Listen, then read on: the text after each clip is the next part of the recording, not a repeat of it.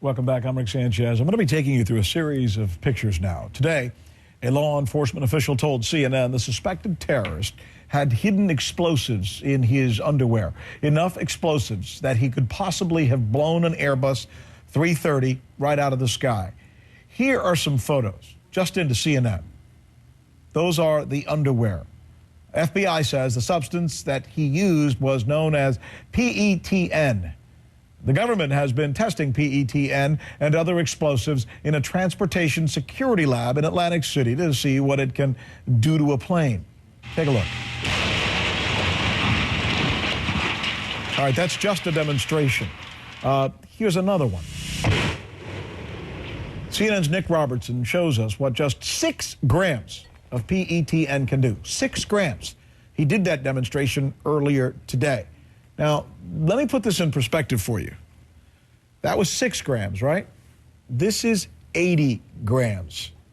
I don't know if you could see the line right there. That's where it is. That's what 80 grams is. This is what this suspected terrorist was said to have hidden this amount in his underwear. Tom Fuentes is joining us now. He is a CNN contributor and a former assistant director with the FBI. Mike Brooks is a CNN law enforcement analyst. Thanks to both of you.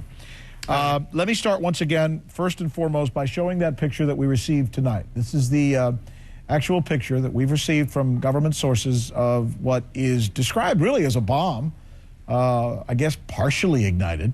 Mike, start us off as we look at this picture. Tell us what PETN is.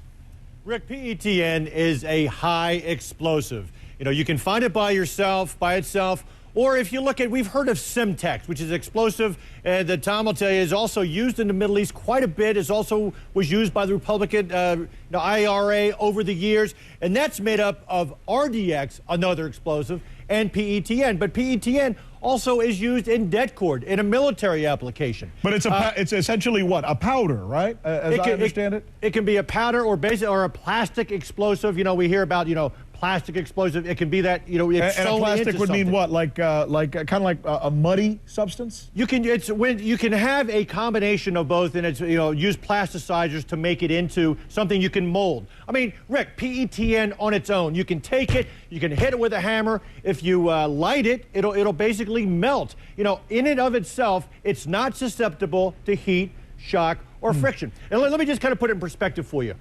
Richard Reed, do you remember the shoe bomber? Of course. Okay. I was on the air the day that he was tried to blow up that plane, as a matter of fact. Right, and we talked about that on air. Inside, he hollowed out his tennis shoe, and he tried to light it, but he couldn't get it lit because he was trying to set it off. You had to have an initiator. Now, this PETN was the main charge in this explosive device on this plane, on the Northwest flight, as well as Richard Reed, okay?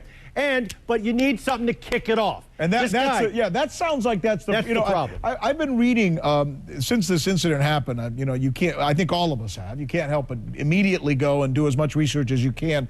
People compare it to nitroglycerin, which is something us older guys remember growing up as kids. It's not nitroglycerin, no, but it's similar to nitroglycerin. Not really, Rick, because nitroglycerin is susceptible to heat, shock, and friction. Now, Richard Reed, he used the initiator in his bomb with the main charge of PETN. He used triacetone triperoxide, which is susceptible to heat, shock, and friction, as is nitroglycerin. Tom, let me bring you into this conversation, because it seems, again, and this is the thing that Americans are wrestling with right now, like this stuff, PETN, is very difficult to detect under normal conditions at an airport, correct?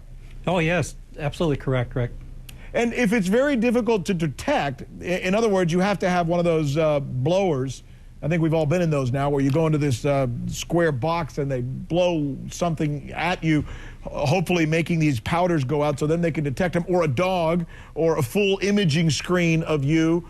Most people don't have those done when they go through airports. So with this threat out there, do you, as an FBI guy, believe that we need to change our screening procedures?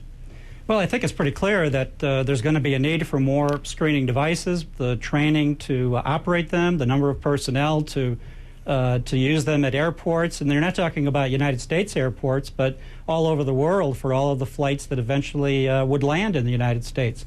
I think some comments have been made recently that this is a wake-up call to Americans frankly, I hope Congress is still awake when the legislation for appropriations come in for the bill to buy these machines and hire the people necessary to operate them. So that's what it's going to take. Did we drop the ball, Tom, especially in light of what we are hearing today from this organization in Yemen, claiming responsibility for this, and the possibility that some of the people within this organization may have been, Tom, people that we had detained and let go?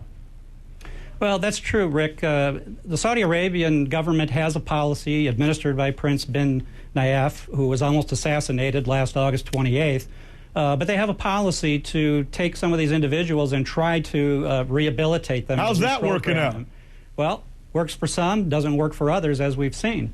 But something also that should be noted here is that we're criticizing the government of Yemen, which is a very poor country. It's probably one of the poorest countries in the world, much less the rich neighborhood that it resides in. But what happened originally is the Saudi Arabians were not that aggressive against al-Qaeda initially. And many of the, as we saw from the 9/11 attack, how many Saudi nationals went to Afghanistan and went to camps? So we're down to 10 seconds, but consensus between you two that we've been too soft, perhaps?